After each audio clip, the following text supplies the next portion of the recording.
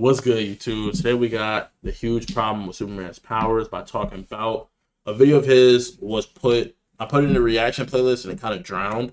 So we haven't technically seen his work before, but I know his work is of good quality. So I'm going to sub and hit that bell. Make sure y'all do the same. As always, I'm going to pre-follow a like. And today we got the huge problem with Superman's powers. As always, main man Sly. Sly on the tail timeline to provide you some content. Without further ado, let's slide right in. Talk to me. Superman's powers are boring. What? Ew. Let me explain. Omni-Man caked up game? Guess really? who? Flight, super strength, super speed, and vulnerability, A lot of the characters have occasional that. cape. You guessed it, it's Superman. Omni-Man, Superman. Homelander. Superman. Brightburn, Almost every Metro superhero Man. universe has at least one character with those powers. Maybe more, maybe less, but for Yeah. some strange Hancock reason, stuff. Elite it's ball always knowledge. them who are written to be one of, Hey. if not the strongest being on the planet. So why are we not bored yet? Today we're gonna look at 5 increasingly complex ways in which more than 15 Superman-like characters were written, how their stories have stakes and tension even when the protagonist is seemingly not yet, and how they ultimately make the flying, super strong, and destructible alien trope we've seen a million times They make it work. interesting. Yeah. By the way, there's spoilers for like everything, so be careful. Turning Superman evil is the simplest way of playing with the Man of Steel's powers. Yeah. Or at least that's what it And then seems give him a at first. backstory. Brightburn, for example, tells the story of an alien kid who's James raised by Gunn? farmers, and I when did he not know discovers he has powers, he wants to kill everyone. Yeah, that's it. It's a slasher. What do you expect? Character development? Megamind, on the other hand, tells the Yeah, 'cause some of James Gunn's earlier works, he did like a lot of horror films, I've heard. I might have to watch that. story of a less than ordinary man who gains superpowers, but who turns evil after his co-worker said she won't let him hit. Another simple take on evil Superman that, although Yeah. executed perfectly, Really well. especially for a kids movie, it unfortunately didn't have as much time or the R rating to develop the concept, as well as 3 evil Superman, but Okay. took the idea one step People have done further it by longer. writing each character around the simple goal of answering 3 very particular questions. Due to his Viltrumite purpose of banging Debbie and taking over Earth, 5 years ago. love your mother, but she's more like a Pet. Omni-Man's writing can be easily defined as the answer to the "what if an evil Superman came to Earth" question. Yeah, like Yes, they're I'm not from pretty Earth. Sure. The cool thing like is the that Vegeta instead of answering the fans question going by to making Earth the rather show than being solely focus on on Mark, and making it so that in the last episode, a man with the same powers comes to take over the planet, which would be an example of meh writing, they instead made the Superman character raise the main character, then deliver the plot twist, Boom. and ultimately Yeah. fail his task. Not because of an expensive and predictable battle between 2 flying super strong No, individuals no. we've seen countless Mental times, blocks. but rather a crazily unfair fight please.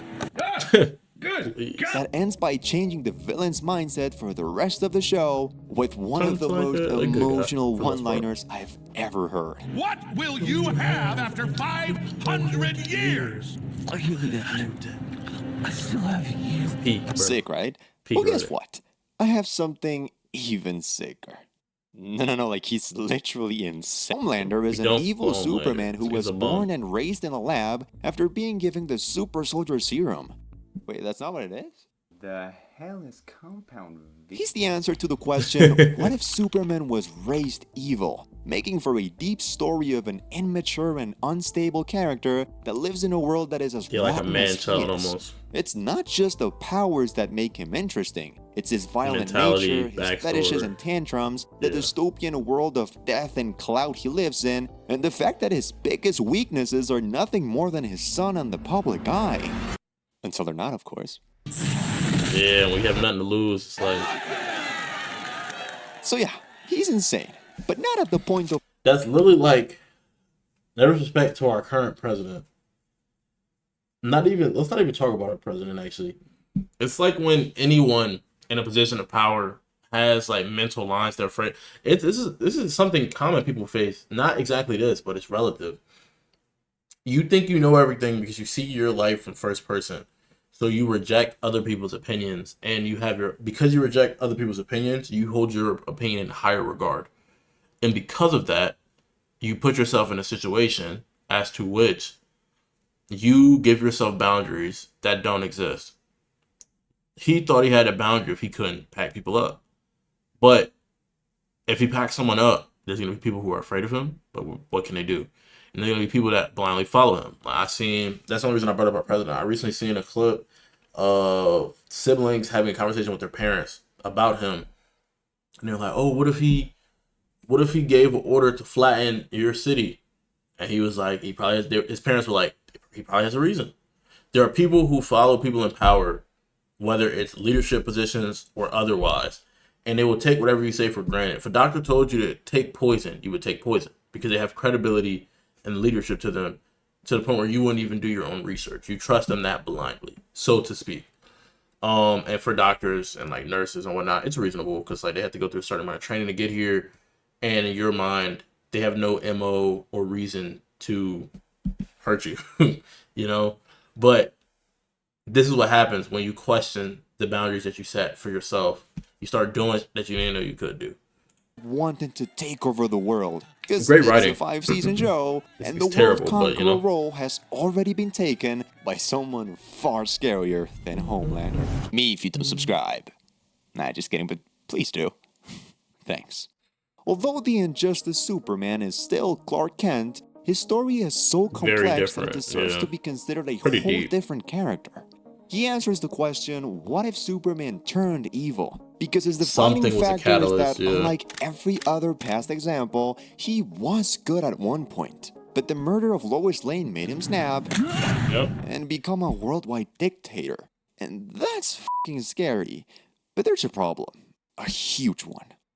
Mark versus Conquest, Superman versus Zod, Homelander versus British, Naked and Manly Man, British. Superman versus Superman, and many other examples expose the biggest flaw when ending any evil Superman story. And it's that if the villain doesn't have a family to give them a one-liner or a hug to calm them down, they usually end up getting Has to beaten be. by an equal or some Yeah. kryptonite, which isn't bad Yeah. per se. I'm never saying no to a good fight scene, but there's But it- room it for more kinda gets intricate predictable. ways of writing Yeah. that we'll explore throughout It's like the a video. cop-out. So how about we look at a more complex way to write a Superman-type character whose story is less about being evil and more about being Making a choice.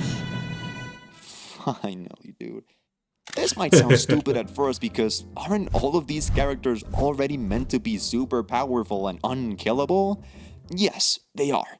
But just like before, I found 2 examples of how making invincibility the defining factor of the character makes for a unique storytelling technique. Yeah, because invincibility doesn't mean like it does technically mean unbreakable, but it doesn't mean like, for example, anything has invincibility up to a point. If you take an ant and get it to destroy a tank, the tank's invincible. Take a very high powerful missile, shoot it at the tank is not invincible. There's also in fictional stories regeneration. So take something like a chameleon, not a chameleon, but like a lizard. They have the ability to pop off their tail. They're invincible to that particular injury because their tail will grow back, but it takes a certain amount of time. In fiction, you can extend that to a much faster degree. Someone like the Flash with crazy regen is technically invincible, you know? But in the case of Invincible, what makes the story writing really good, I think I've posted the video about Invincible already, is he's invincible, and his invincibility or vulnerability is what makes his invincibility stark. It makes it a good contrast. The same way, like, you know, a little bit of salt can make something sweeter if there's already sugar. It's like his vulnerability makes the character invincible way more impactful and important. That you've probably never thought about before, starting with Hancock? You're The GOAT. probably asking I love yourself, this movie. what the hell does Hancock have to do with Superman? And the answer is, well, everything we care about. Just like Superman with Metropolis, fly. Hancock is the flying, super strong, Yep. super fast, bulletproof Yep. alien who defends LA hands away. His story is about forcibly learning that he can either be a jerk with no one to stop him, Asshole. because he's practically unstoppable as long as he's far enough from his wife, And when we get close to our opposites, we lose our power. or he can behave, be a real hero, and accept the responsibility of being one. few stories get this deep into the responsibility aspect of being this powerful, but being almost, if not straight up invincible. Hey. Believe it or not, this show that I won't mention the name of because I've said it too many times now, does it too. Yeah, it does it really Just well. like Hancock, Mark is the strongest being on his planet. And although he is very much invincible, his story revolves around the fact that he's the best bet the planet has against Viltrumite attacks. Yeah. Which means that whenever he's struggling or his bones get crushed, broken, or folded like straws, That's the everybody's audience hope. gets to feel all of it. Yeah. The whole show follows Mark learning and training to become invincible. Yet whenever he isn't, that's when the story gets good. And the same thing happens with Hancock when he begins to lose his powers and is forced to fight without them. Because it's Yep. the exact moment when we think, hey, he might actually die here. Neither of these characters are actually undefeatable, but both Exactly. of the stories do revolve around the responsibilities that come with such high levels of power. And that's something Uncle Ben would be proud of. Although the phrase is missing something, because there's a second, kind of funny and unexpected side effect from getting such high levels of power, and this bald dude is The gonna help us loneliness. explain it. 圧倒的な力ってのはつまらないもんだ。 Yeah. You'd be surprised to know how accurate that statement really is. Although I haven't seen the show, Yeah, for real. I have. I understand that the gist of it is that Why this did bro Saitama- actually look hurt? Yeah, for real. I understand that the gist of it is that the Saitama guy is so incredibly powerful that every fight results in either a win for him or a tie, which really doesn't seem that exciting for I'm me. waiting for the chat to pop so up chill all the time. in the Like, he's replay. the embodiment of activating cheats or giving yourself max stats in a game. Sure, you're What is that? overpowered as hell, and I officially That's hate so you if you do small. that. The where's last the fun name in- Invincible? It's Alright, bro. That's Cheeks IQ. I just explained why, bro. His name is Invincible because there is strength behind being invincible / vulnerable. His humanity is what makes him the strongest. That is the point. I'm not gonna spoil the comics, but they circle back on that multiple. They circle back on that point multiple times. That is why he's invincible. Like I just said, something being invincible does not mean it cannot break. Again, if you tell an ant to destroy a tank, the tank is invincible to that ant. You take a high, powerful cruise missile, shoot it at the tank gets destroyed. Also, you take a lizard's tail off, that tail regenerates. It takes a long period of time. But if you're saying you pull a lizard's tail off once every year, it's invincible to that attack because it'll heal the damage. Invincibility is not invulnerability. Two different powers. And in the title Invincible, it is also hyperbolic / symbolic. It can refer to, and that's the whole point of his character. Unlike the Viltrumites, who are brutal, Mark is stronger in theory because of his emotion. It's just like Gohan being stronger than Goku, and he was going to be transitioned into the main character. It is because he had more humanity. That's it. Goku is the way better martial artist. Goku is in theory probably the better person in terms of like he's done more good deeds, but Gohan is the better human. He's done more feats for other people. He's done essentially no evil. He's never killed for no reason. He's never, you get what I'm saying? And that was the point of his character. So going to Mark, same thing. It's like he is invincible just in the sense that the story is trying to symbolically tell you that there's power in being human. That's why Adam Eve exists as a character. It doesn't just show up in Mark. She's OP as hell. But because she has her humanity and isn't using her power all willy-nilly, that is why she survives as long as she does. Her blocker in her head, mild spoiler, gets removed in a near-death situation, or if she genuinely needs to protect somebody, or someone actually is going to die. It's because she cares about them. If she didn't care about them, that wouldn't exist. If she didn't care about dying, that blocker wouldn't, go off. So her humanity is what makes her invincible. That's the whole plot of the show. so not fun that Markiplier from Megamind even went as far as Said offing Markiplier. himself after stopping time and realizing that living in easy This is mode such a crazy isn't speed really feed, bro. that exciting. Hell, you could even say that Goku's Saiyan tendency of always training for tougher challenges and actively looking to fight stronger enemies is another way of showing the hurdle that Superman characters must go through whenever they're written True, to yeah. be invincible. If the character isn't constantly looking no for tougher challenge, so challenges they or always something have more to- interesting yeah. to do other than saving or killing They're never people, happy their or life would become satisfied. devoid of any meaning. And the show would get really old really fast. And that's exactly why it works. To make them young. Talk about a segue, holy Brightburn. shit. Just like again? invincibility, Oh. making them young doesn't literally I did mean not know. making the Oh, character. that's Shazam. That's Astro Angel. He played I think his name was Jonah in Andy Mack, old Disney show. 12, but rather giving Superman levels of power This to someone Chronicle? as immature and unstable Yes, as I know, Speed when you boy. point a camera at him. I don't know. The best example of this is probably Back Homelander. to Homelander. If you look over the milk drinking and superhuman tantrums, Almost this punched his in his mouth. 35-year-old man. Child. Wait, he's That has to be Cat. Anthony Starr cannot be 50. This is moving like. This is genuinely moving like Brad Pitt, bro. What? Is known for being incredibly unstable and reactive, meaning he doesn't think before he acts. He just does. X. Yeah. His goal as a villain is probably the most interesting and complex narrative in the show, because unlike most villains who try to destroy the city, perform their evil plan, or enact revenge, Homelander's motivation is being loved, feeling important, and constantly reminding himself, either by crushing people's heads or Good literally God. talking to himself in the mirror, That he's empowered. above every human on Earth. But without Because, that, well, he doesn't have a better. purpose. I am better. And that is how you write immaturity the right way. But we can go further. Or younger. Because before Mark Grayson reached the level of maturity he has now, the writers made the Soundtrack 17-year-old kinda live tough. every canon event a guy his age must No go bull. through. He got bullied, fell in love, almost got killed by his father, kinda went to college, broke up with his girlfriend, met his alien baby brother, found true love, Hooked. made plans for the future, and then survived countless near-death experiences. Did you notice the balance? Making Mark learn and grow through life as a teen and It's young important. adult It makes is him more something that relatable, too. constantly reminds him us more that although compelling. he's an almost invincible superhuman, He's he's still still young, human. naive, and Still a immature. person.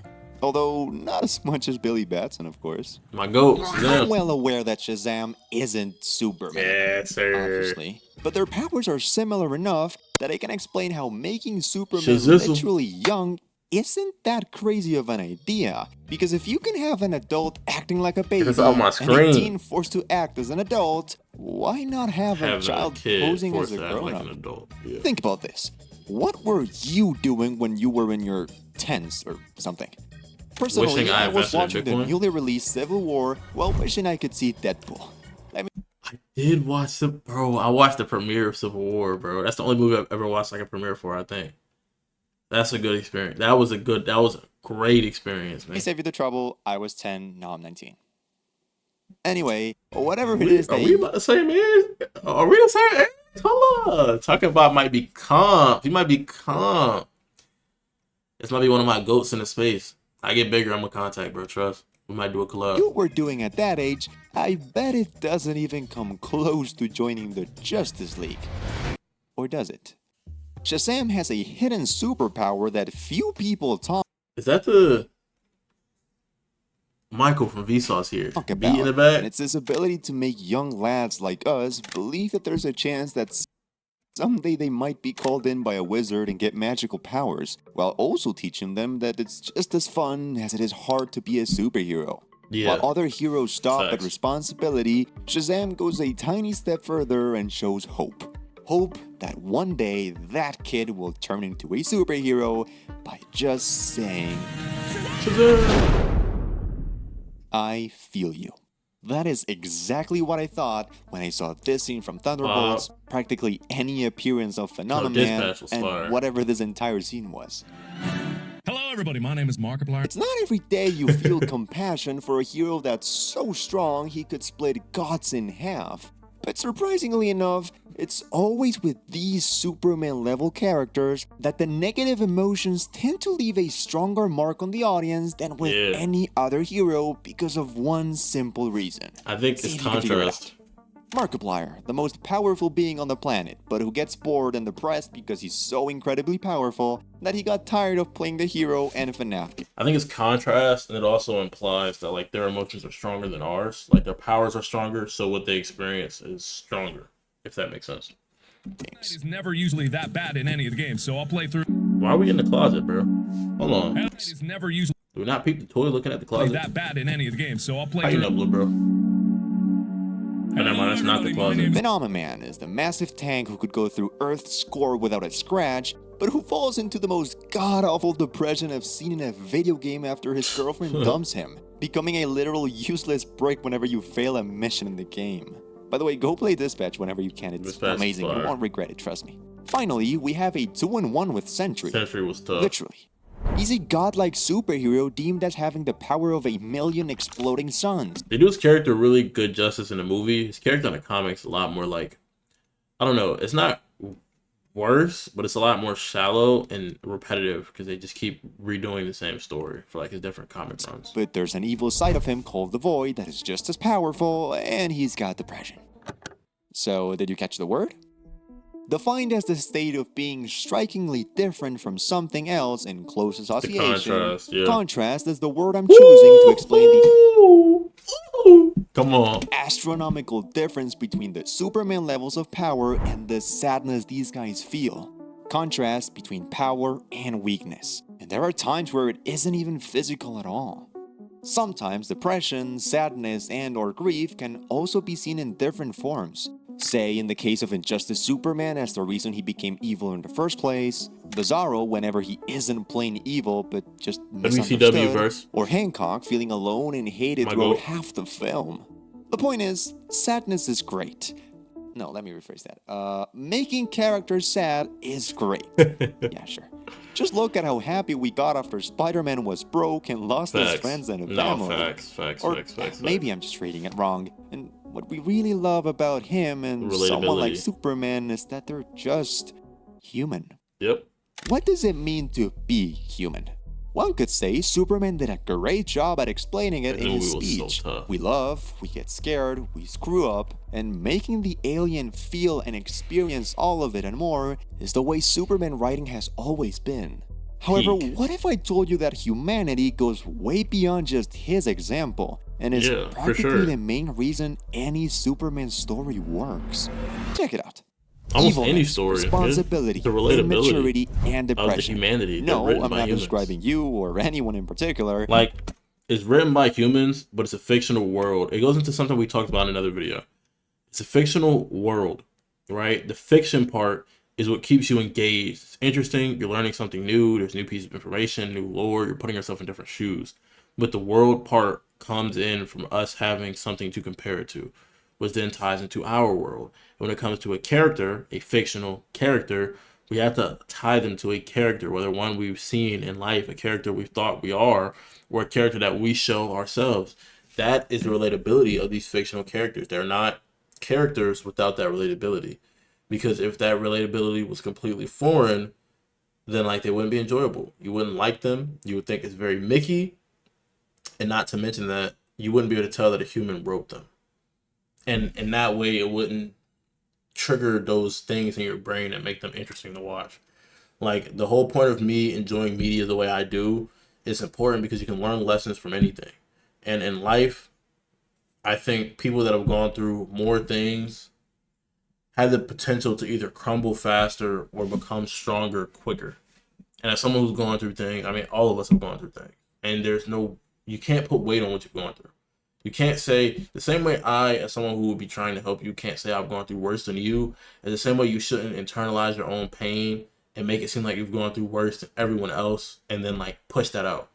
You get what I'm saying? Because the same way you have an argument to be like this mob of like, I hate everything. I have a right to be da-da-da. The other person has a right to not put up with said bullshit or also go, well, I've been through da-da-da. And now you're getting nowhere. You feel me? So that type of relatability comes from some type of struggle, whether it is mental, external, internal, physical. That is important because you learn something. What I learned from Avatar is fire. Not just because one character stood out to me. Aang is a well-written character. Katara, Sokka, well-written character. Zuko, one of the best-written characters of all time. Iroh, you have to be able to put yourself in someone else's shoes to understand the greater truths behind life. Because when someone is telling this narrative, they're either they're concocting a story. And again, it's sort of like how people say all jokes contain a minor truth. You wouldn't find it funny if there wasn't an aspect in there that is either ironic or just purely ridiculous. Like if someone said, yo, bro, my grandma just got suplexed by the Undertaker. You might laugh if it comes randomly enough. Because it's like a fictional ass scenario. And the only other way a joke really works is if there's some relatability. Like, bro, you seen Miss Dodds, bro? The way she was wearing that fit, bro, she dressed like Huckleberry Finn. It's funny because it's relatability. And when writing characters, you have to have some type of connection to that character. And whether that connection is deeper, like it's one of your favorite characters, or they're just a bystander in the background, you have to be able to detach from yourself. That's how you understand better people. That's how you understand better the world. That's how you understand better the universe. And that's how you better understand you. By being able to detach from yourself and see yourself from these different angles, you get a full picture, remove the bias of who you think you are. And because you've been tempering that through steel, you know who you are. And that confidence what allows you to make the choices and decisions you make. And that's what draws me into not only these Superman-like characters, but characters like Simo from Gurren Lagann, characters like Nightwing from Detective Comics, characters like Batman, characters like The Flash, characters like Invincible, characters like Spider-Man, characters like Poe from Kung Fu Panda, characters like Tai Lung, my GOAT, with the Kung Fu Panda verse. All of these characters in some way is different. But being able to put myself into their shoes and understand life in a different way, because when these authors create these characters and create these stories, just like a joke, it contains some truth. They have either wanted to experience the lesson themselves, they've either seen the lesson themselves, they've been told about the lesson themselves at some point in time, and now they're putting that into a narrative. There's a theme, there's some overarching thing the story is reaching to, and that means there's something it's trying to tell you. And you genuinely need to be able to put yourself into those shoes to not only fully appreciate the media, but to pull the EXP from something that you haven't experienced. That pain, the loss, the grief. You don't necessarily have to feel the adrenaline that the character's going through from every fight scene. But in experiencing what they experience by putting yourself in their shoes, you learn about yourself. You learn about how you think relationships should be, how relationships shouldn't be. You learn how to value yourself. You learn how to value others. That is the power of media. And without this contrast and these characters, they will become a lot more shallow. And in real life, there's contrast in who we are. There's different personalities amongst us. It's not split personality disorder, but we all have different hobbies. And different hobbies require different characteristics, different parts of yourself. I'm describing everyone. Think about everything we've talked about in the video, and then ask yourself, have you ever felt like doing something that wasn't right? When was the last time you didn't do something you should have done? How well do you remember how immature you were at 10, 15, 20, 30, 50? Or the last time you felt like the world would end because of how bad you were feeling about the most human thing? Well, Superman characters experience one or more of those emotions a lot of times more. Yeah. You can't have Injustice Superman without grief. That goes back to what I was saying. It's like, thematically, because they're stronger, the duality for them to still be human means that because they have so many pros in their life, the cons have to be equally as bad. And that is why characters like Spider-Man exist the way they do. They're in a constant loop of suffering. Even someone like Deadpool, who you think is this happy-go-lucky guy, is kind of constantly suffering. And if you peel the surface back and what you read in the media you intake, you actually learn something. When you step out of just basic soap operas that are meant to pull in views and, oh, that's so scandalous, and you get past these shallow stories that are meant to just keep your attention through shallow drama and go to the stories of real life. Like, a lot of people like to take away credit from cartoons by saying, oh, that's just a cartoon. No, someone put their heart, soul, and experiences into this work. Through this medium, you experience that. You understand how you might need to react to a situation like that. It opens up deeper questions. It shapes you as a person. You can't have All Might without responsibility. You Right. can't have Invincible without him being in his 20s. You can't have Sentry without the Void. And there's a dozen more examples that I just didn't reference in the video that I would love you to mention in the comments. Because I'm sure that whether it's an extraterrestrial robot, an alien who barely understands what making love is, a Yeah, black this patch is man fire. suffering from exclusion or Marvel, he knows racism, or another dude whose powers come from sunlight, will never get bored of seeing these amazing powers. That is, Could have stopped that car, by the way. as long as the stories are just as unpredictable as human beings themselves. Facts. Because the hierarchy of power in the DC universe is about to change. If you want to know how close we Okay, he is the outro guy. Some people don't have outros. Hey man, tough video from Talking Bot, I believe. Talking Bout. Oh my god, I call him a Talking Box. I saw this. Talking Bout, you know what I'm saying? Great guy. As always, make sure you like, make sure you hit that bell. If you enjoyed this video, make sure you hit that bell. Comment down below a take on something that I've said or your favorite character, Superman powers or not, that show humanity and that you can relate to. And yeah, man, without further ado, I'll catch you in the next. Peace.